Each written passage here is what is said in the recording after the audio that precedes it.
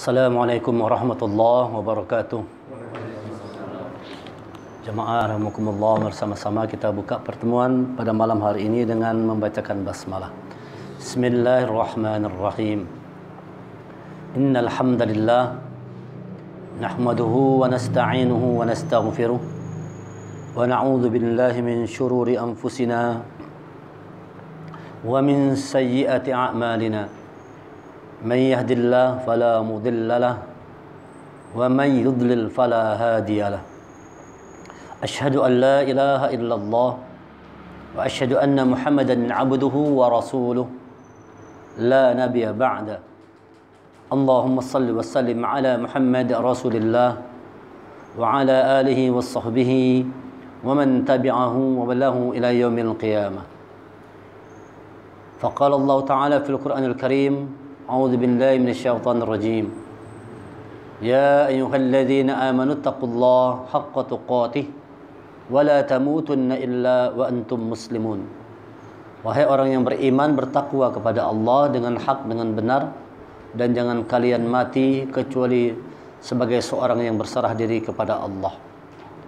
Ya ayuhan nasu taqu rabbakum alladzi khalaqakum min nafsin wahidah wa khalaqa minha zawjaha وبث منهما رجالا كثيرا ونساء واتقوا الله الذي تساءلون به والأرحم إن الله كان عليكم رقيبا يا أيها الذين آمنوا اتقوا الله وقولوا قولا سديدا يصلح لكم أعمالكم ويغفر لكم ذنوبكم ومن يطع الله ورسوله فقد فاز فوزا عظيما. الحمد لله. Rasa syukur mari sama-sama kita panjatkan kehadiran Allah Subhanahu wa taala yang telah melimpahkan rahmatnya kepada kita semua, taufik dan hidayahnya. Dengan izin Allah kita masih dimudahkan untuk bisa hadir di tempat yang insya-Allah penuh dengan keberkahan ini, Musalla Miftahul Jannah. Kita duduk sama-sama mendengarkan kitab Al-Qur'an, maka dimanapun tempat apabila di sana dibacakan Al-Qur'an, maka tempat itu akan penuh dengan keberkahan. Kitabun anzalnahu ilaika mubarak. Kitab Al-Quran itu kami turunkan kepadamu penuh dengan keberkahan. Maka setiap tempat atau setiap keadaan yang dimana di dalamnya dibacakan Quran, maka akan turun keberkahan dari Allah Subhanahu wa taala. InsyaAllah mudah-mudahan malam ini Allah turunkan berkahnya kepada kita semua, karena kita berkumpul untuk sama-sama merenungkan, mentadaburi ayat-ayat Al-Quran dan sunnah-sunnah Rasulullah. Salawat dan salam semoga senantiasa tercurahkan kepada junjungan kita Nabi besar Muhammad sallallahu alaihi wasallam beserta keluarga, kerabat, sahabat dan pengikut beliau ila yaumil qiyamah. Jemaah rahimakumullah, malam hari ini kita akan kaji beberapa ayat dari Al-Qur'an, yaitu surah Az-Zumar ayat yang ke-23 dan ayat yang ke-45. A'udzu billahi minasyaitonir rajim. Allah nazzala al-ahsanal hadits kitaban mutasyabiha mathani taqsha'iru minhu juludul ladzina yakhshawna rabbahum thumma talinu juluduhum wa qulubuhum ila dzikrillah dzalika hudallahi yahdi bihi man yasha' wa man yudlilillahu fama lahu min hada. Allah nazzala al-ahsanal hadits kitaban mutasyabiha mathani. Allah telah menurunkan perkataan yang paling baik, ahsanul hadis, yaitu Al-Quran. Jadi Al-Quran ini merupakan perkataan yang terbaik. Tidak ada satu perkataan pun di muka bumi ini yang bisa menandingi perkataan Al-Quran ini. Allah katakan, Allahu nazzala ahsanal hadis kitaban mutasyabiha. Allah telah menurunkan perkataan yang terbaik, ahsanal hadis. Nah, jadi hadis itu perkataan. Kalau ada hadis Rasulullah, itu artinya perkataan Rasulullah. Hadis Rasulullah. Sekarang Allah katakan ahsanal hadis. Ada satu perkataan yang merupakan perkataan yang terbaik. Kenapa disebut perkataan yang terbaik? Karena perkataan ini datang langsung dari Allah, yang pasti benar. Kitabam mutasyabiha, sebagai kitab yang serupa. Mathani, berulang-ulang. Taqshairun min juludil ladzina yakhshawna rabbahum Gemetar karenanya kulit orang-orang yang takut kepada Tuhannya.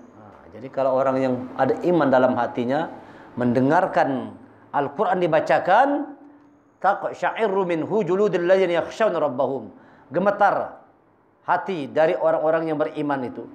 Gemetar kulitnya alladzina yakhshawna rabbahum, orang-orang yang takut kepada Allah Rabbnya. Jadi tanda orang yang takut kepada Allah tuh kalau dengar Quran nih, hati bergetar, kulit bergetar. Timbul khusyuk dalam hati kita itu.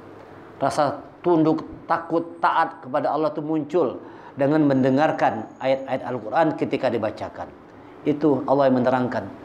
Taqsya'irru minhu juludul ladzina yakhshawna rabbahum. Gemetar darinya kulit-kulit orang yang takut kepada Tuhannya. Jadi kita bisa melihat bagaimana respon kita ini kalau mendengar ayat-ayat Quran dibacakan. Apa responnya? Barangkali ada orang yang sekedar lalu aja, tidak pengaruh apa-apa ketika mendengarkan Al-Quran. Bahkan barangkali ada lagi orang yang mendengar Quran ini, dia tidak mendengar, dia abaikan. Atau barangkali ada orang yang mendengar Quran ini, dia dengar tapi dia acuhkan, tidak memberikan dampak pengaruh apa-apa kepada yang mendengarkan. Ini kita perlu waspada nih. Ini tanda-tanda hati kita sudah mulai berpenyakit ini. Jadi tanda orang itu hatinya berpenyakit adalah ketika dibacakan ayat-ayat Allah itu tidak memberikan pengaruh apa-apa. Tidak ada pengaruhnya. Dengarkan Quran itu sama aja dengarkan lagu, tidak ada pengaruhnya. Bahkan barangkali ada orang yang merasa lebih nyaman mendengarkan lagu itu ketimbang mendengarkan ayat-ayat Allah.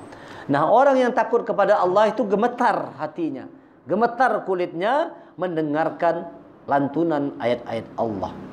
Summa talinu juluduhum wa qulubuhum, kemudian menjadi lembut kulit-kulit mereka dan hati-hati mereka. Ini berarti nih.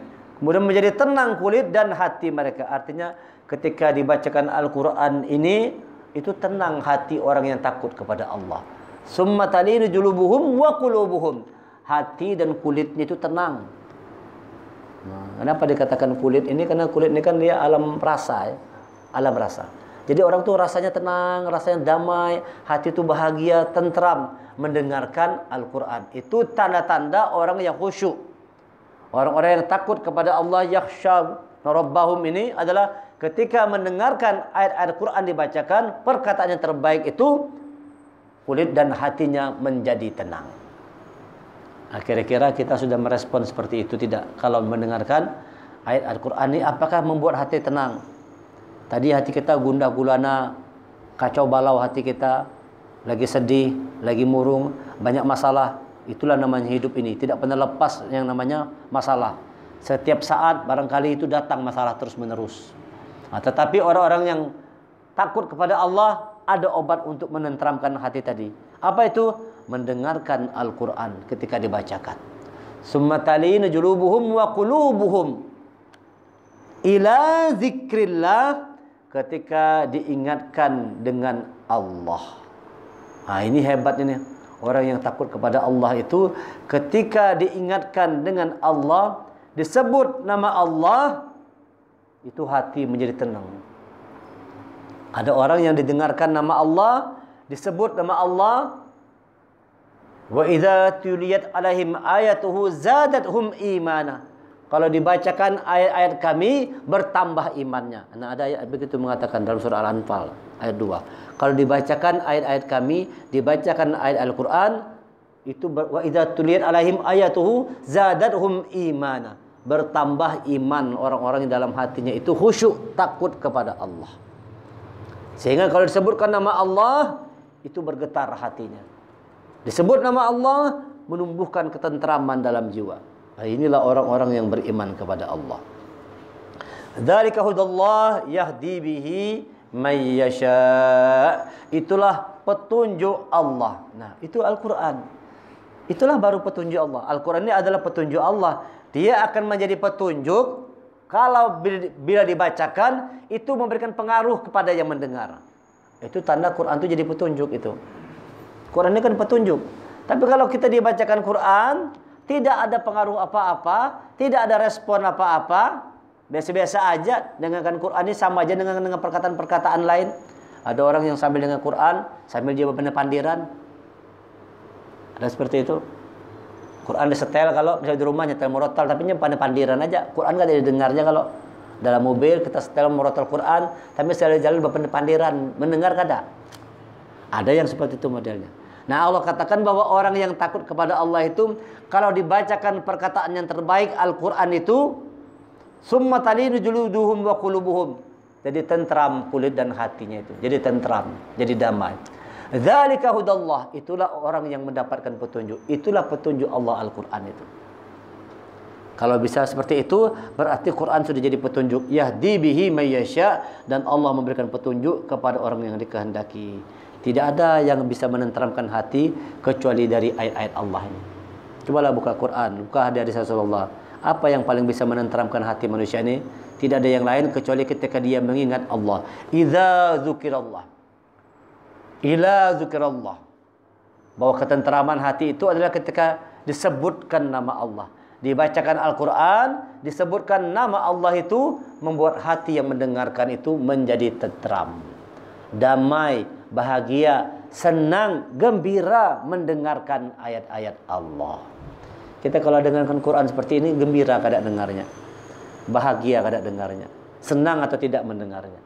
Nah, orang yang Allah katakan mendapat petunjuk Allah itu responnya seperti itu ketika dibacakan ayat-ayat Al-Quran.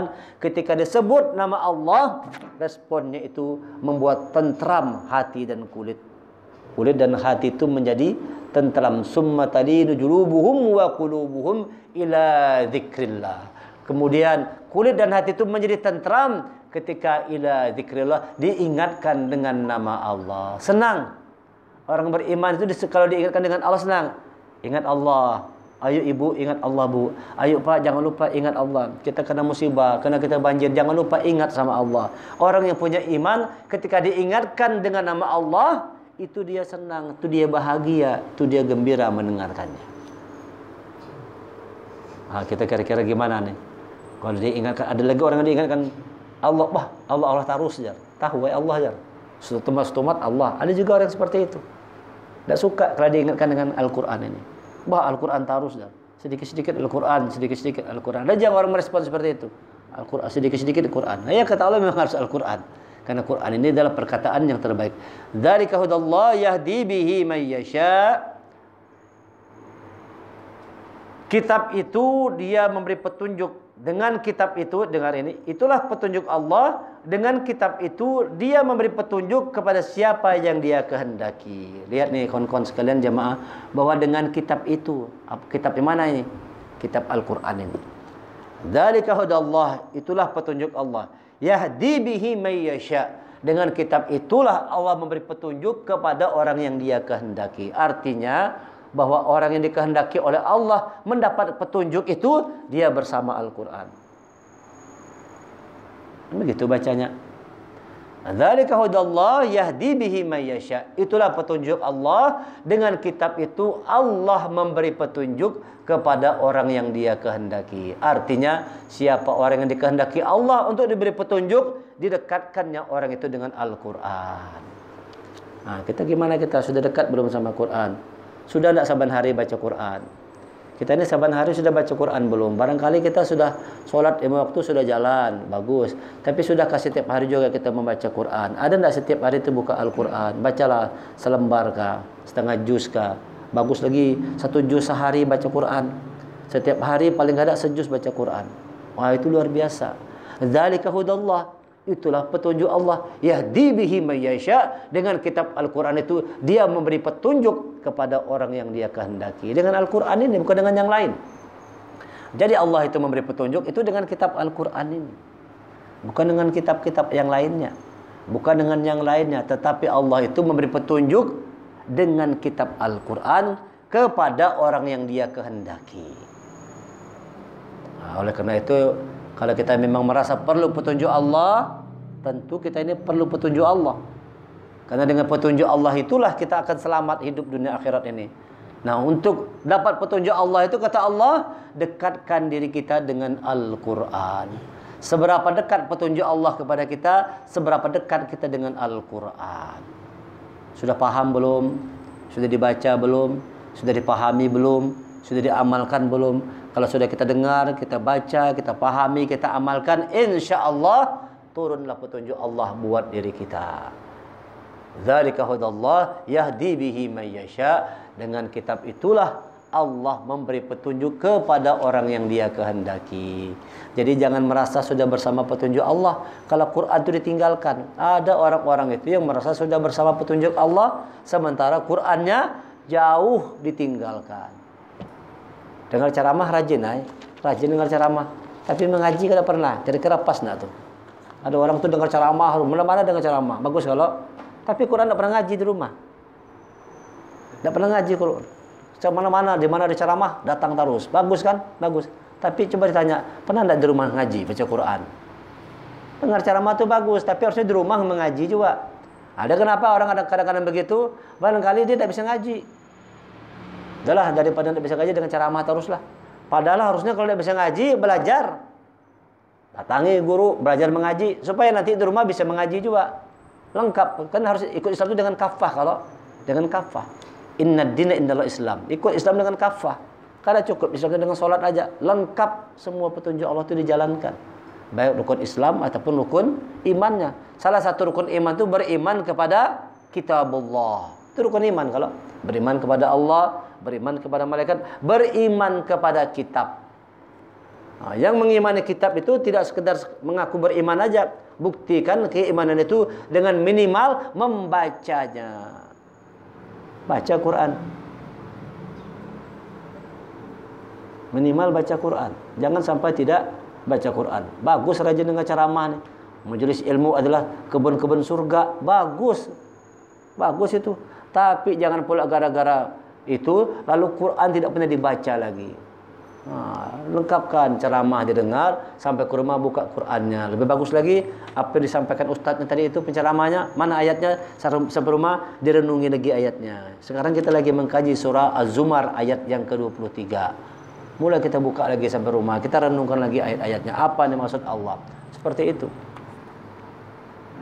Bacalah Quran ini. Kalau katakan begitu kan, bahwa orang yang beriman kepada Quran itu adalah orang yang membacanya dengan haqqa tilawatih, ulaika yu'minuna bih. Dia baca Quran dengan benar, itu orang yang beriman kepadanya. Baca Quran dengan benar, itu tanda orang yang beriman kepada Al-Quran ini. Dzalika hudallah, demikianlah petunjuk Allah, yahdi bihi may yasha. Dengan kitab itu Allah memberi petunjuk kepada orang yang Dia kehendaki.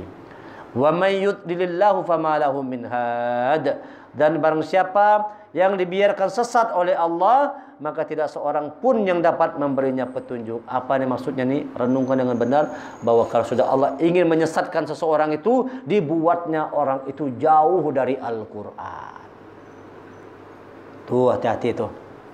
Itu sudah mulai, itu tanda-tanda sinyal tuh kalau sudah mulai Allah itu ingin menyesatkan kita itu adalah ketika sudah tidak punya semangat lagi, tidak punya keinginan lagi, tidak punya kemauan lagi untuk belajar Al-Quran, untuk membacanya sudah tidak punya keinginan lagi. Hati-hati, itu lampu sudah lampu kuning, barangkali itu sudah mau dicabut petunjuknya itu. Na'udzubillah. Segera kita ambil Quran, setiap hari bacalah Quran. Sudah mulai hari ini tanggal 26 Jumadil Akhir ya. Habis Jumadil Akhir nih Rajab ya. Ya apa sebelah. Habis Rajab, Sya'ban, puasa pula. Nah, persiapkan diri kita 2 bulan ini untuk belajar Quran. Ini tinggal 2 bulan lagi nih. Tinggal 65 hari lagi. Malam ini sudah tanggal 26 ya. 26 Jumadil Akhir. Berarti tinggal 64 hari lagi. 66. Ya. Tinggal 64 hari. Sudah 26 Jumadil Akhir. Waktu kita menyambut Ramadan, bulan turunnya Al-Quran, syahrul Ramadan alladzi unzila fihil Quran, itu lebih kurang tinggal 64 hari lagi. Ayo dalam 64 hari ini buat semakin kencang kita tuh mengaji Quran. Buat semakin bersemangat belajar Al-Quran. Nah, itu tanda orang yang bersama dengan petunjuk Allah, didekatkannya dengan Quran. Tetapi ketika Allah hendak menyesatkan seseorang, dibuatnya orang itu jauh dari Al-Quran, jauh dari Quran. Sudah kada bisa baca, coba tidak mikir apa ya. Orang-orang yang jarang baca Quran atau tidak pernah baca Quran atau yang kada bisa mengaji sama sekali, apa tidak mikir? Bagaimana nasib dirinya kalau mati dalam keadaan buta huruf Quran itu? Kira-kira gimana nasibnya tuh? Nah, bayangkan tuh, cuma mikir enggak tuh? Nasib orang-orang yang buta huruf Quran nanti gimana di hadapan Allah tuh? Kalau enggak bisa ngaji dia. Kalau enggak bisa ngaji tapi masih rajin belajar, bagus. Mengaji enggak bisa, tapi rajin belajar terus. Enggak mengenal usia, bagus itu. Kalau ada ngajar orang-orang tuh bapak-bapak tua. Tadi awalnya dia buta huruf Quran tuh, umur sudah pensiun baru nggak belajar mengaji. Enggak bisa ngaji. Tapi alhamdulillah, karena sudah belajar terus, sudah 3-4 tahun, sekarang bisa sudah ngaji Quran. Itu tandanya rahmat Allah itu besar. Walaupun sudah tua benar gitu, tapi asal mau belajar bisa. Ada tuh orang ulun ngajar seperti itu. Tua sudah orang sudah pensiunan dah. Dari tidak bisa ngaji, sekarang sudah bisa mengaji. Walaupun belum terlalu lancar, tapi sudah bisa mengaji. Allahu nazzala ahsanal hadisi kitaban mutasyabiha. Sudah bisa mengaji. Dari tidak bisa sama sekali. Nah, itu yang Allah lihat, itu usaha untuk mau bisa. Itu tanda bersama petunjuk Allah itu dekat dengan Quran. Sebaliknya ketika Allah hendak menyesatkan seseorang, dibuatnya orang itu jauh dari Al-Quran. Wa may yudlilillahu fama lahu min had. Barang siapa yang dikehendaki sesat oleh Allah, maka tidak seorang pun yang dapat memberinya petunjuk. Dia dapat lagi diberi petunjuk. Ayo kawan-kawan sekalian, jangan jauh dari Quran. Dekatkan dengan Al-Quran. Buat kita ini senang mendengarkan pesan-pesan dari ayat-ayat Allah itu, bahagia, gembira hati kita kalau diingatkan dengan Quran. Kalau disebut nama Allah itu gembira. Orang yang beriman itu disebut nama Allah, gembira hatinya. Sebaliknya orang yang tidak punya iman, kalau disebut nama Allah marah dia, kesal dia. Nah, coba kita lihat ayatnya sekarang. Surah Az-Zumar juga ayat yang ke-45. Nah, ini kebalikannya. Orang beriman tadi yang takut kepada Allah, kalau disebutkan ayat Quran, disebut nama Allah, summa talinu julubuhum wa qulubuhum ila zikrillah. Bergetar kulit dan hatinya jadi tenang ketika disebut nama Allah. Tapi lihat keadaan orang-orang yang musyrik, keadaan orang-orang yang munafik, bagaimana responnya kalau disebut nama Allah.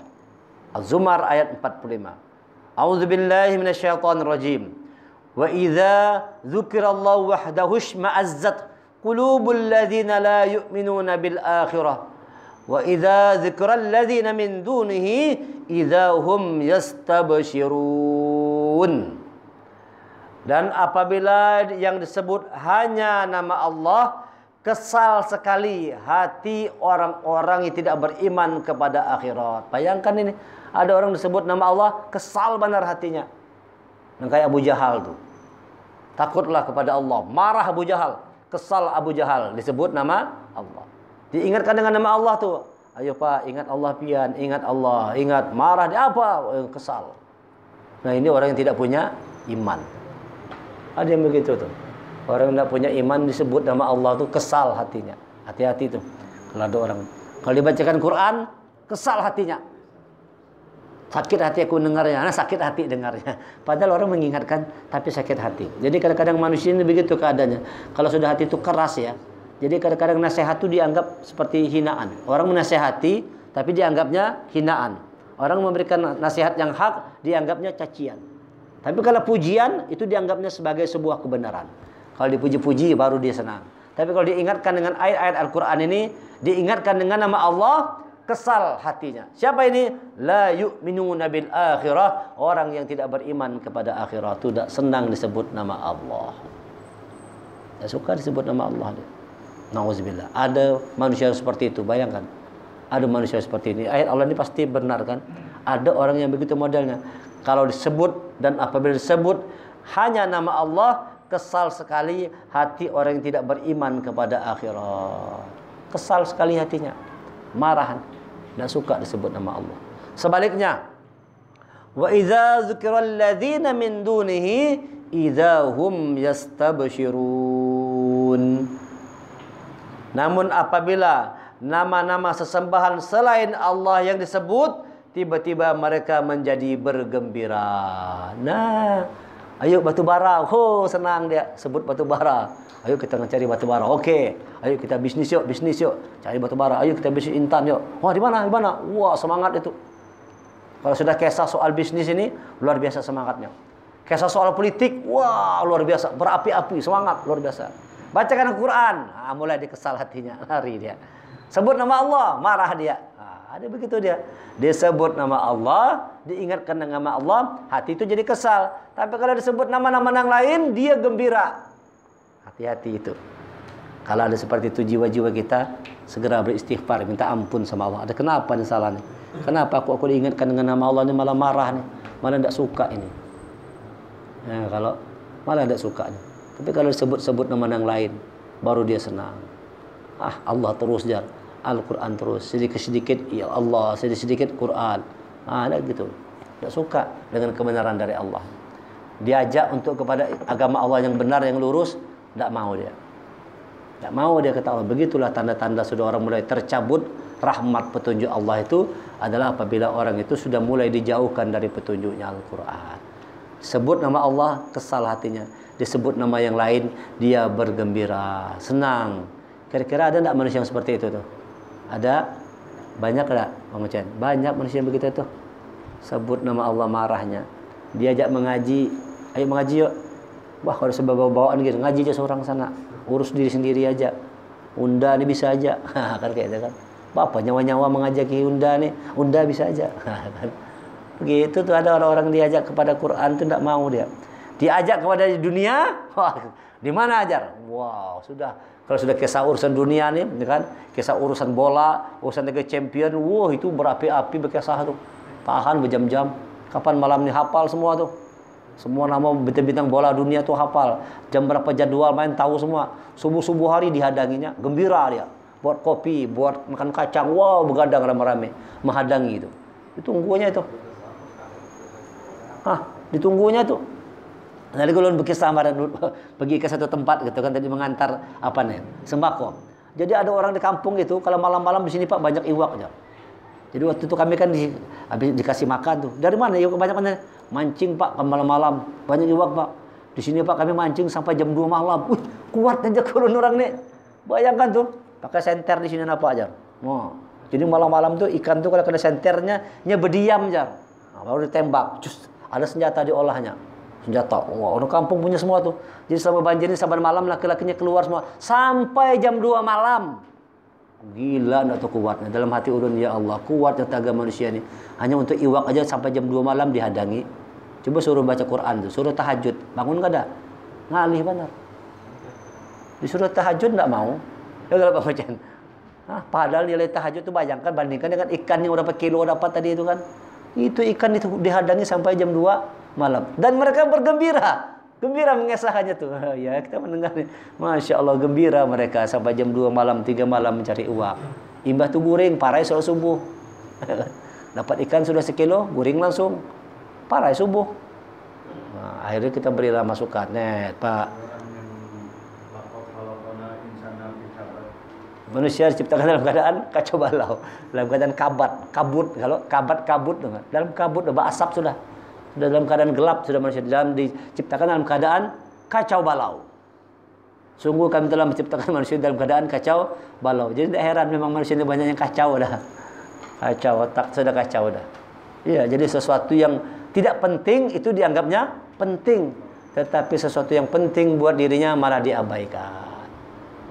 Tidak gembira dia. Menyambut tengah malam, menyambut tahajud itu tidak gembira. Menyambut subuh itu tidak gembira. Tapi mancing iwak itu luar biasa gembiranya. Tahan begadang sampai jam 2 malam, jam 3 malam tahan begadang. Masya Allah. Keluar semua laki-lakinya. Sekampungan tuh malam-malam pakai lampu sini nah. Ya, satu tempat ada. Udah sebut namanya. Begitu manusia ini. Dalam musibah itu menghadapi responnya. Gembira mereka, bukannya ingat kepada Allah. Harusnya ingat, istighfar, banyak merenung kenapa kita banjir nih. Salah apa nih, dosa apa ya Allah. Tobat kita nih. Harusnya begitu. Harusnya begitu, tobat, ingat sama Allah, zikir banyak-banyak, beramal ibadah banyak-banyak. Malah dia bergembira. Dalam bencana pun gembira. Banyak iwak. Wah, gembira mereka. Tahan benar sampai jam 2 malam, 3 malam tuh. Cari iwak. Kita kan jam 9 sudah liut. Kalau kita nak goreng, bumbuannya dijagainya. Sampai subuh dijagainya. Hanya untuk mendapatkan iwak tadi. Tapi setelah itu mereka bablas. Kesiangan, subuh lewat. Bayangkan tuh. Nilai yang lebih baik daripada dunia dan seisinya kalah dengan iwak sekilo. Berapa banyak orang dapat iwak tuh? Jadi mereka itu. Pian berapa banyak orang dapat iwak? 2 kilo Pak.